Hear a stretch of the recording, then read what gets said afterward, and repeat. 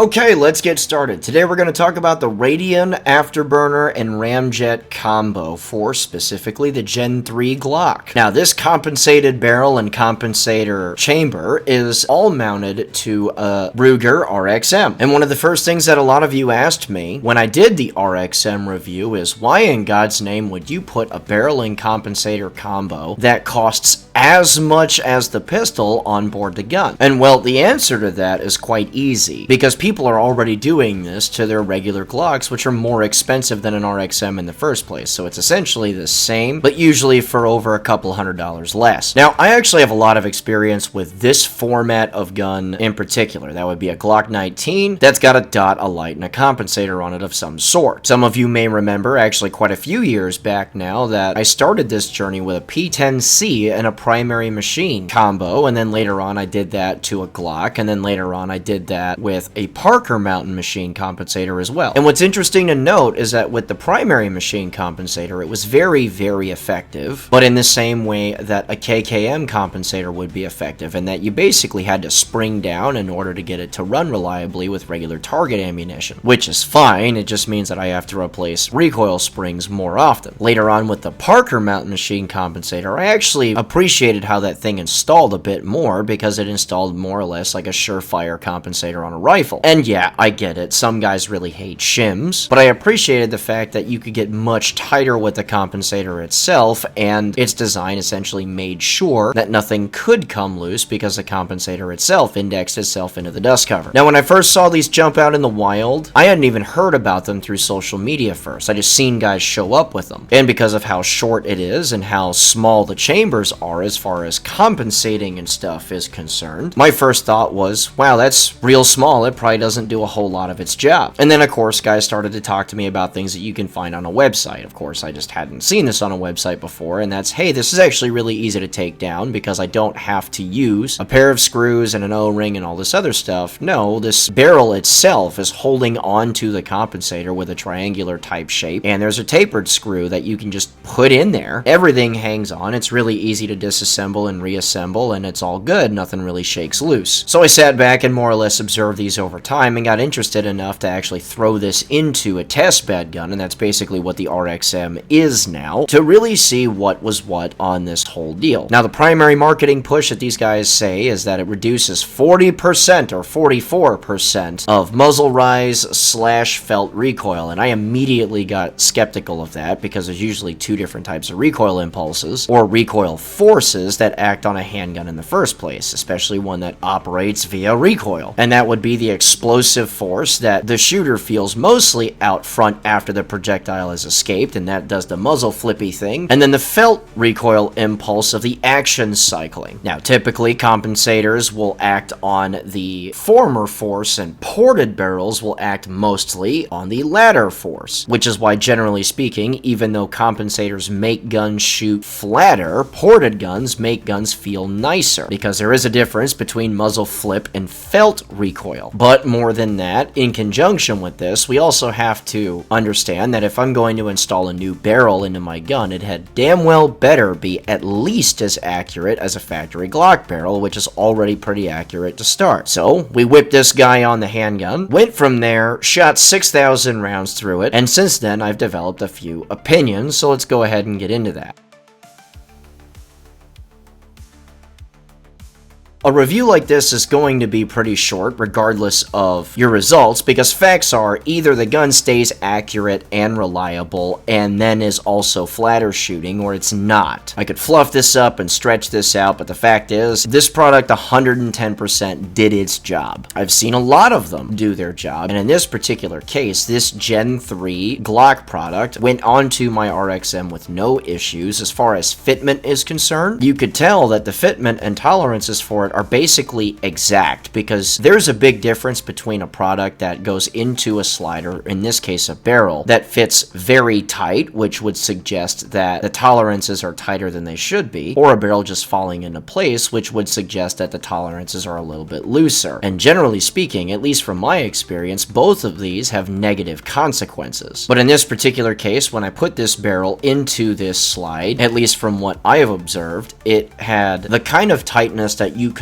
only describe as exact. effect, meaning you could tell that the very instant that this barrel made it up with this slide and seated into place, there was nowhere else for it to go, and I didn't have to force it in there either, which is always a great sign. And then the second that you start shooting the thing, you notice that at the very least, it is as accurate as a Glock barrel, and I would venture to say that it is slightly more accurate than a Glock barrel, but that is most likely the case because the gun is plainly easier to shoot, regardless of what other adjectives that I could place onto it. Now, that said, the first question that anyone is going to ask is, well, how effective is it really, and is it actually reliable with a factory recoil spring and when you use target ammunition, for instance, training ammo, like 115 grain MagTech, for instance? Well, on the effectiveness side of the house, it is surprisingly so, and I think that is directly attributed to really two things. What this is, more than anything else, is it is a compensated barrel. Now, that's slightly different than a threaded barrel with a compensator in that there's no mating up to do, really. The compensating forces start from the very instant that the lands and grooves of that barrel end, which actually help things out just a little bit because that is then redirected in an upward direction via the one blast chamber that's installed around this compensated barrel, and that's a key difference here. And what that really allows one to do is make the compensator itself significantly shorter because most of the compensating stuff that's happening is going on with the barrel itself. Now, that's nice because not only can you get the desired effect of the compensator, you can also do so with a significantly shorter form factor because you don't have to add length into a blast chamber, build up those pressures, and then vent them someplace else. It's so effective, in fact, that even with 115 grain target ammunition, you do significantly so feel these forces acting on the handgun itself, to where, again, with that same training ammunition, I could notice a significant difference in recoil impulse from when I shot this RXM without one, and then when I shot the RXM with one. So, yes, it is very effective, while also reducing the overall length of my slide from what would normally be Glock 34 length to Glock 17 length, and that doesn't matter for most folks until you start talking about carrying a gun concealed. Now, in the reliability department, I'm actually very much impressed with this as well because I didn't change anything spring-wise, and what I noticed over time, which is contrary to my initial assumptions, is that this is actually even more effective than the Parker Mountain machine compensator that I used that has a huge blast chamber out front, and is, I would say at least, a bit more reliable as well, because over the course of the 6,000 rounds that I fired through this thing while it was mounted up, I more or less assume that because I'm robbing energy from the overall action and because the ammunition starts weaker, I was going to have an increase in stoppages versus a gun that doesn't have a compensator at all. This is just sort of standard practice. And as far as overall stats is concerned, I would get about 1 to 2 stoppages that were related to weak action cycling about every 1,000 rounds, which to me, that's thoroughly acceptable, especially considering the fact that it ran 100% reliable with self-defense ammunition. And in this particular case, I shot 2 different varieties of this. This is 147 grain Spear Gold Dot and 124 grain Hornady. Both of these ran without issue and had ejection patterns that were obviously less concerning than what I would use with target ammunition, which sort of barely ejected out of the gun. And although that ejection pattern was nice and reliable with 115, it's kind of nice to see the self-defense ammo eject a little bit further away from my action when I'm using it. And while, of course, there were POI shifts with both of these different types of self-defense ammunition, there weren't crazy shifts, so this is all acceptable to me. And by crazy shifts, or lack thereof, I mean about an inch for the 124 and just a little bit more than an inch, and I mean small fractions more than an inch, with 147 at 25 yards. All of this, at least to me, is more than acceptable. So it's nice and reliable, it does its job, it installs easy, it takes itself off easily. Fantastic. But of course, we hear over and over again stupid opinions from even stupider people, so let's address a couple of those.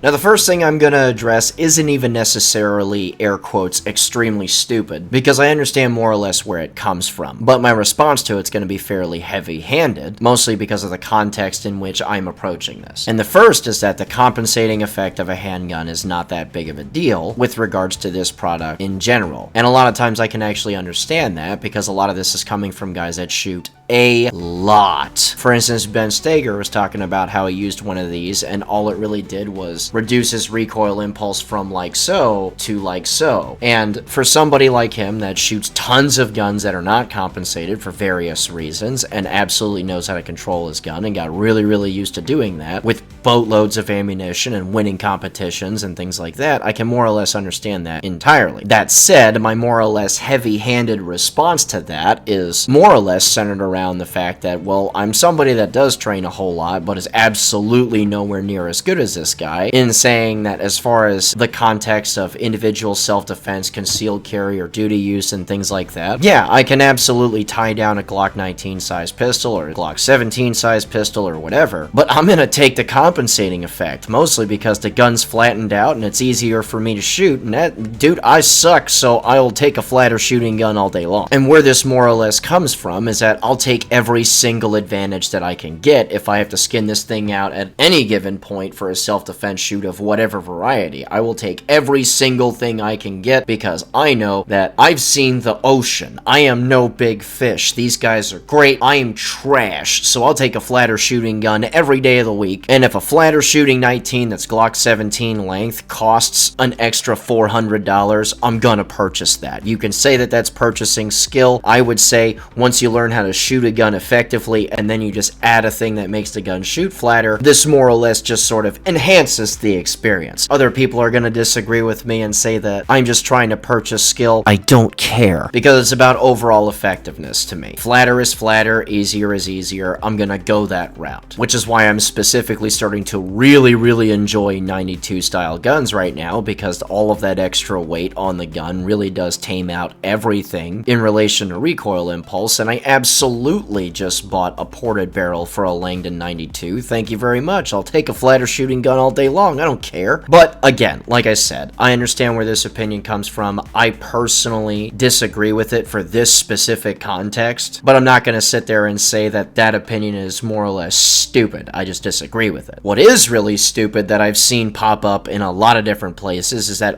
well, now that you've added a compensator to your handgun, it is extremely loud to the point where it's going to scramble your brains. And when you fire one round, it's going to stun lock you because it's just so loud and concussive. This is extremely dumb, because fact of the matter is, it doesn't really matter where you're at. Guns are loud, guns are concussive, and you really need to get over that right now if you plan on taking any of this seriously. And of course, there's videos of dummies talking about this as if it's relevant, as if they're not friggin' amateurs, but it is what it is. And then of course, you have your smaller examples of people that don't have their whole brain piece screwed on straight, where they'll sit there and literally say that this is the fastest shooting gun that they have now. They have other Glocks, but this is for some reason just a whole lot faster. They can't figure it out. What? And then they'll complain about how, oh, well, I've shot this for well over 1,000 rounds at this period, and now I'm a little annoyed that the gun is less reliable. And to me, I mean, just my whole response to that is, surely you're being purposely obtuse. Surely we understand enough about physics to understand why it is that with target ammunition coming out of a compensated gun, that it would be overall less reliable, and if your maintenance practices were abysmal, it would make the gun overall less reliable, right? And surely we understand why it's now the flattest shooting gun that you've got when you don't have compensated guns in your inventory. Surely we're just being obtuse.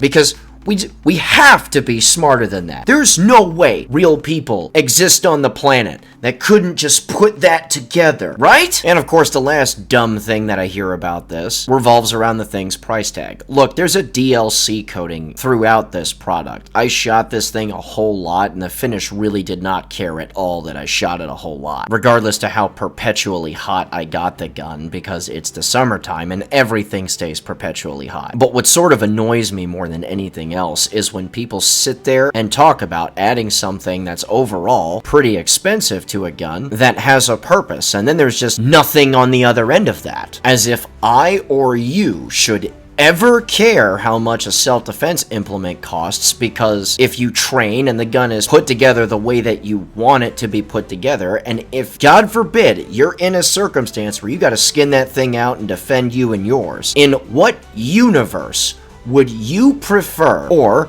would you just not be okay with handing over whatever that handgun costs to the cops for however long this process is gonna take? Because let's just be for real here. You got to do those things. You got to hand that over and be annoyed that your expensive widget is now hanging out in an evidence locker somewhere for a bit because you're still alive. And frankly, it does everything that it's supposed to the point where it justifies its price. So if anybody tries to harp on exactly how expensive this thing is and be like, wow, I just turned my $600 Glock into a $1,000 Glock, I don't care at all. Because in reality, once you've got a light that's decent and an optic that's good and this thing on it, this thing could very easily touch $2,000. Nobody cares. Because even if this went away forever, even if for some reason the laws in the states would dictate that once one of these things went away into an evidence locker someplace, at the conclusion of the case they would melt it down into nothing. Even if that's the case, and it's not, even if I had to start all over again, it would absolutely be worth it. Why?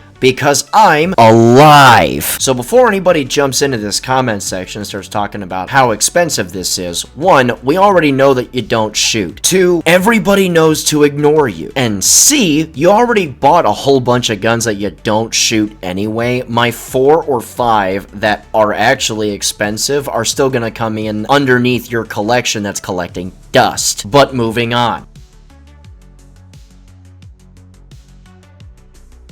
But I gotta say, as far as my overall opinions are concerned, they've actually changed a bit, because my initial observations, which is why I don't do initial impressions videos, by the way, because they are useless, is that on initial observations, it's like, wow, that's a whole lot of money for an itty-bitty compensator that's probably not going to be all that effective, to actually using the thing a whole bunch and going, okay, I completely get it. Because under most sets of circumstances, this thing is straight up more effective than a lot of its competition, and it's more convenient at the same time. And it also comes with a barrel that is very well sized, very accurate, and is coated in a finish that is honestly better than a stock Glock's barrel to start. So yeah, asking price is kind of steep, but at the same time, so is a lot of really high quality stuff. And this is one of those things, of the many that are out there, that has a justified asking price. So if you have a question as to whether or not you should get it, or if you're sitting on the fence or whatever, hop off the fence, get one or however many you planned on getting, because much like the charging handle that they made for ARs, man, they just made yet another product that's super solid, that does not oversell itself, that absolutely punches above its weight. And you know what? I'm actually really glad that I picked up one of these, because I'm probably going to end up getting a whole bunch more of them. But with that being said, guys, if you want to come out and train with us, you absolutely can do that. At the time of this recording, I have open enrollment classes scheduled out to December in locations like Fitzpatrick, Alabama for rifle stuff, Mississippi for night vision stuff, and an advanced pistol course. I'm going out to Ohio for rifle stuff and various other places, and we're also in the process of adding to this schedule as well. So for those that have been looking for new openings and things like that, I'd keep a lookout, because we are working on that right now. If you'd like to support us, you can throw us a little super thanks, or you can throw a super chat at us when we do live streams, or you can check out our Patreon. If you want to get something out of Patreon, $41 a month can get you as much open enrollment training as you would like, minus private courses for pretty obvious reasons. And if you want to set a private course up, all you got to do is reach out to me, and we can work something out with scheduling there. And we also don't do logistically complicated classes like a soft skin vehicle class for fairly obvious reasons. As far as everything else, though, you can take as much advantage of that as you want, and I personally would have killed to have this back in the day, so I decided to pass that want on to you guys. Also, something that I haven't said but is absolutely still active is that if you are a teacher, an educator of some sort, or a school resource officer, all you got to do is reach out to us to more or less provide proof of this, and we teach you guys for free forever for various personal beliefs. Also, in addition to this, we are now providing range mom services. So if you have signed up for a class, you can reach out to us via email and say, hey, I would like that, and then bring $75 in hand to that class. And what this does is that it provides you your breakfast, your lunch, your electrolytes, your caffeinated stuff, your hydration needs, and little snacks. Just things that you just don't have to think about anymore during class, and those that have taken advantage of this in the past have already understood its value tenfold, and it's far above the asking price. But aside of that, if you would like to check out our social media stuff, you can absolutely do that. Links for all of this stuff are in the description below, including the Discord. And if you would like to help us out and do none of those things, just go ahead and give us a like, a subscribe, hit the little notification bell, because that's the real subscribe button anyway. And remember guys, a regular guy's firearm is the last defense against tyranny.